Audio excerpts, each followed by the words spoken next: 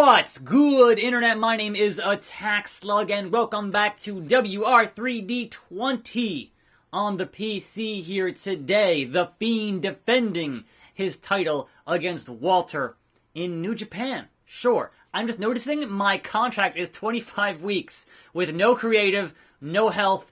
I'm losing money every week. I hope somebody else signs the Fiend because I signed a bad deal. Inoki, you got me. Come on now. Anyhow, welcome to, tables. Welcome to a fine Tuesday here on the program as we join the Ring General. The Ring General Walter is here doing his thing. And man, if he's in New Japan in this game, you could see Walter, the Ring General, versus the Rogue General, Bad Luck Fale. Or have a tag team. That'd be great too. Anyhow, we've got Walter, we've got The Fiend, and we have the IWGP title on the line, baby. And I'm hyped for it. As always, I'm hyped for it. Fiendy cares not for that wrong title. It's the wrong title. Whatever. Anyhow, we are here though. And there is wrestling to discuss, as there tends to be. Is this a hardcore match? I thought that was what Tanahashi was going to be the hardcore match. Alright, the fans have voted. Their voices were heard, and they wanted to see a one-on-one match. So why are there 4 tables in the ring, referee? Why? Conveniently, we prepared. But then why is there a double stack of tables? Isn't that an automatic disqualification? Here are the rules for a one-on-one match. Video game? Come on now. Pinfall or submission. I'm sorry. Falls count anywhere. No disqualifications. Okay, now the tables make sense. And Walter is ready to fight The Fiend. So, I had to make this Walter match entertaining somehow. Come on now, look. It wasn't that bad against Joe Coffey. Oh, Walter with the giant leap and the punch. I wasn't even prepared for it. I was not even prepared for Walter. No one is ready for Walter. Walter's gonna kill you. Anyhow, it is Tuesday, which means that Raw, oh good God, was last night. But before that, we have some news here. We have MJF is done with his contractual obligations for MLW. So no more MJF in MLW. And Walter, man, look, relax. That is, a big loss for MLW. That sucks, but it is what it is, man. He has a 5-year deal at AEW, which is kind of his home deal now. So that's kind of it for him in that promotion, and that is what it is at the end of the day. Nice pile driver. Nice pile. Get on the... I want to use these tables so badly. Fiendy on the tables. Let me in. Okay. Now then, we have an announcement for the... What was that, Walter? Fine. I guess we're not using these tables. The Supercard of Honor, which is their big show on Mania weekend, has officially announced Jay White, the Switchblade, will be there. So is this already the work of Marty Scurll being the head booker of Ring of Honor and mending those fences with New Japan? I've heard perhaps more big talent from New Japan being announced for that Ring of Honor, Supercard of Honor show Mania weekend. So we'll see. But that is, look, they need New Japan because it's Ring of Honor and ain't nobody watching Ring of Honor in 2020. What the hell? Anyhow, we have the Revival trademarking Shatter Machine. Now, that is obviously not a WWE trademark, and their trademark attorneys are the same attorneys that AEW and Conrad are using, and StarCast, so that's all very curious. As a reminder, the Revival cannot leave at the same time when their deals are up in April. There is a 10-week extension for one of them because of injury. I can't recall which one. But, much like Luke Harper had his deal extended because of injuries, they don't want them leaving at the same time, so there's like a 10-week gap there, which sucks, but what are you going to do? And Walter here is definitely getting the best of the Fiend. I might lose my title. I mean, I wouldn't complain, man. It's Walter. Like, how can you fight the mass that is Walter? It's just really, really tough. So yeah, there is your news. And, oh, he's got the finisher. No, Walter, no. I don't want to hit with the finisher. I don't want it on this pile of tables. No. Let me go. No big splash. No big splash. Big punch. I don't think so, Walter. Ooh, I see Thor's hammer out here. Yeah. Keep feeling froggy jump. Keep feeling froggy jump, Walter. Powerbomb on the outside. Good God almighty. Give me this hammer. It's hammer time. Hammer time. The Fiend has his mallet. It's not as big as it should be, but he has his mallet that is appropriate for El Fiendo. Anyhow, it is Tuesday, which means Raw was the Fiend is going ham here. It's going absolute ham on Walter with this mallet, and it's really funny to me. So, Raw. They put McIntyre over AJ and Randy Orton, yes. As a guy who's going to be there longer than both AJ and Randy Orton, you start building guys who are going to be there once your old guys who are kind of not really full-time guys anymore are wrapping things up. That is a smart move to at least get some shine on McIntyre in that match. Triple threat on Raw. The neck breaker from the Fiendy. Referee out of position. 2, 3, and the Fiend, with the help of the mallet, retains, and Walter is not happy about it. Oh, RKO out of nowhere. Actually, that's more of a diamond cutter, but, you know. Walter is pissed. He's like, I got robbed. I got robbed, man. Drake Maverick renewed his deal. Sonata has left New Japan. Oh, no. Cold Skull. Evil is sad. Yeah, they're a tag team. What's going on here, man? Everything is evil. Dan Engler has hired Tyler Bate as his manager. Shouldn't that be the other way around? But whatever. Dirty Dan. Andre the Giant is now booking Maple Leaf Grappling. And he immediately retires. He took the book and was like, no, I don't want this. I'm done. Bye. So now who's the new booker of Maple Leaf? Bret Hart. Got a new deal. Over $500,000. Good for him, man. Sold out. Bret bought in. Owen Hart is glad that Bret has left. Owen Hart is sad. I mean, wait. He's glad and he's sad? He is a 2-time Slammy Award winner. And now, Inoki here, who already got a good deal on the Fiend, I'm losing money, wants me to add new attacks. I don't have creative. So watch what happens. I'm happy. You know what? No. Too bad, so sad. I'm a legend, and you're going to do what I tell you to do. Can we have Ghetto, please? Inoki. Oh, hey, Pac! The bastard is here. I heard you got a match against Goto tonight. Alright, yeah, I do. Want me to take him out for you? Just give me 17 grand to cripple Goto. And I'm like, look, man, I'm losing money every week because of a bad deal, so no, bastard. That won't be necessary. So, I'm getting paid no matter what. I mean, yeah, that's a good policy to have. Thanks, Pac. Backstage confrontation with Pac. Alright, sure. I'm still... Now put the belt in the hand and then hit with it. Oh, kicked in the face. Look at these random stacks of weird furniture things, and Pac's immediately just doing flips and flops and flies. And I can't see because there's this gigantic ladder in the way. Pinfall. Why? I don't care. Anyhow, Sarah Logan is on Raw, still doing things, jobbing to Charlotte, but trying to get some kind of a shine there. And I recall it was a thing with her where she had said she was just going to quit. And so is that a play to get a bigger 5-year deal like a lot of guys are doing and a lot of girls are doing? Maybe. We'll see. But, oh yeah, there we go. But who knows?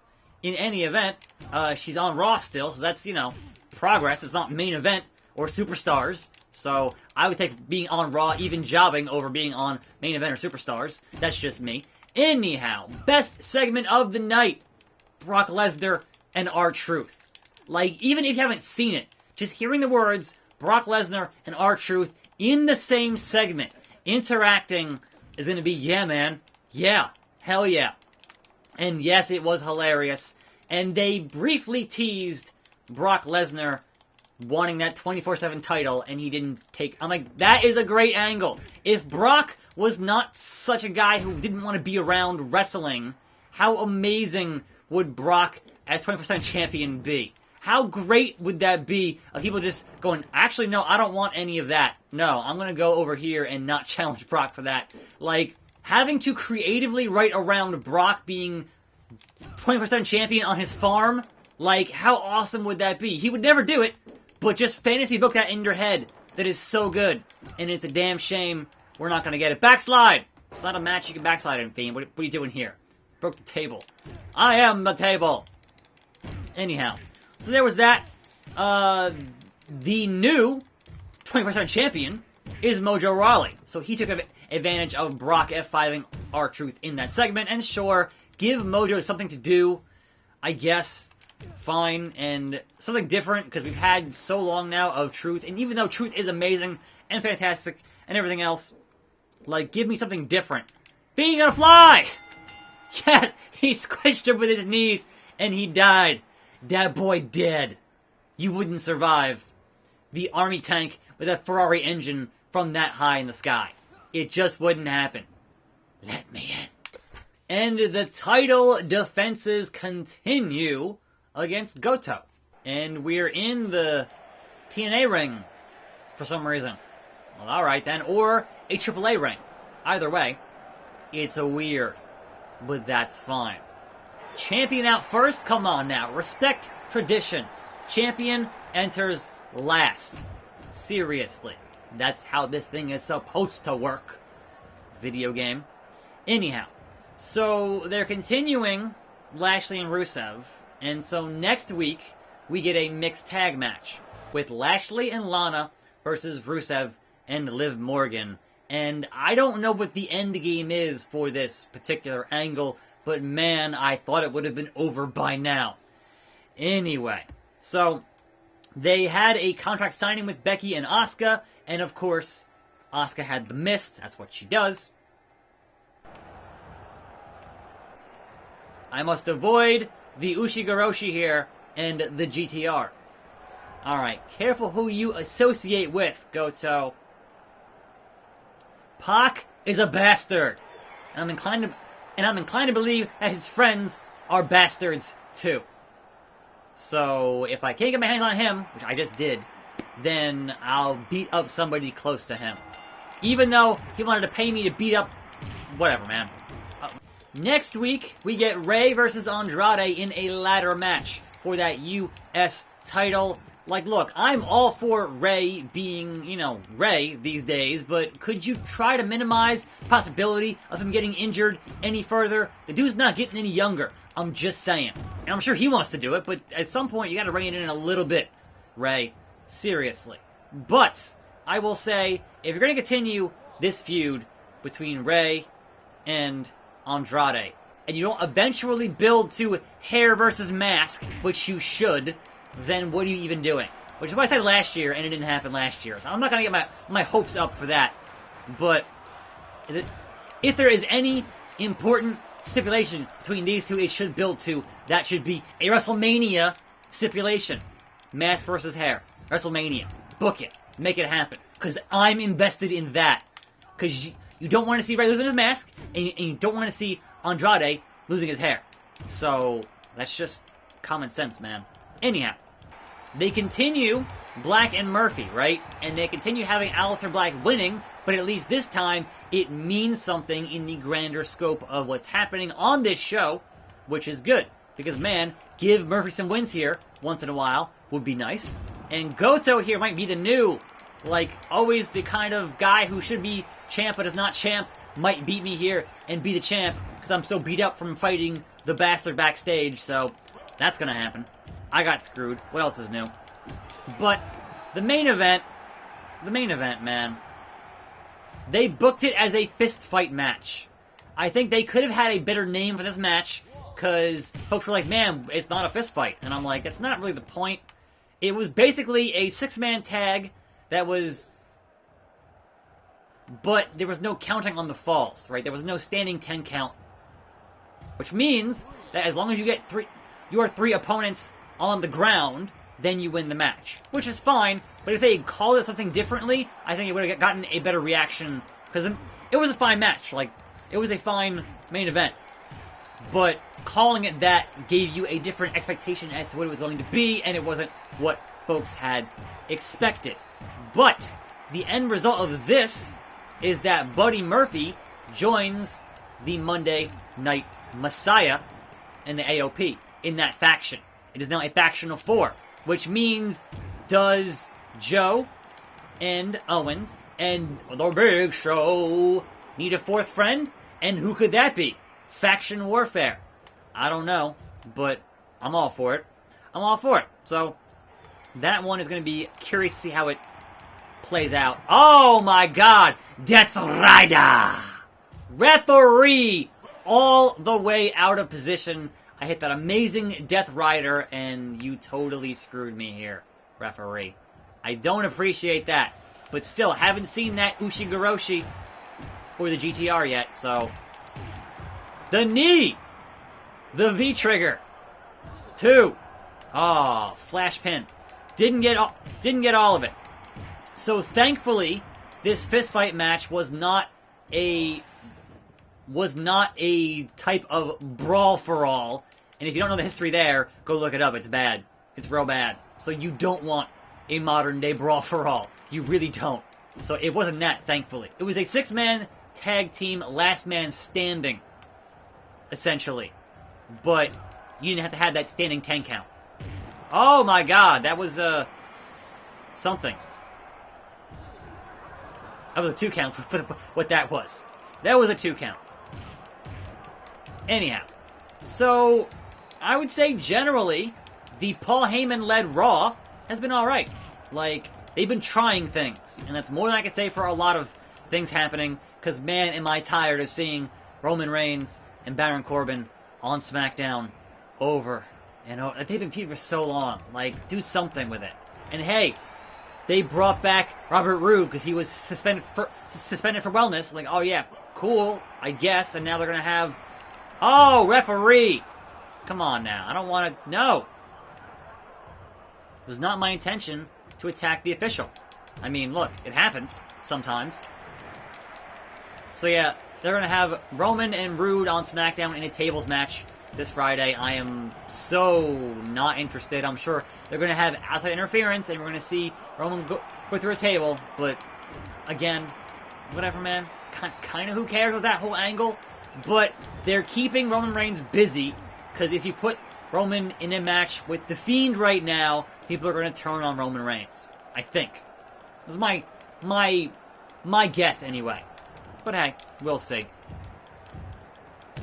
But it was funny to see the crowd cheering Roman, and then he goes, yeah, and I'm going to win the Rumble, and go on to Mania. And they're like, wait, hold on a minute, playa. Back it up a little bit. So yeah, that crowd reaction should tell you everything you need to know about putting Roman back in that top spot, even on SmackDown. It's not going to go too well. We'll see, though. You never know. You never know. And successfully defending in a hard-fought victory against Goto. Hard-fought, man. You just have to let me in. Yeah. There you go. And the ref got cut out of there. And he's like, nah. It seems like everyone who loses just goes, nah. Stone Cold. Stone Cold. Yujiro Takahashi, the Tokyo Pimp, has renewed his deal with Federation Online. Ric Flair. Alright, so Andre got it, retired, and now, woo! The Nature Boy. Cody and Orange Cassidy are their new tag team champions. And I guess that match was not enough for Goto, who immediately gets a rematch tomorrow, perhaps with interference from Pac. I don't know. What happened to Sheamus? Anyway, I'm attackslug. Thanks for watching. More videos. See you next time. And I'm out.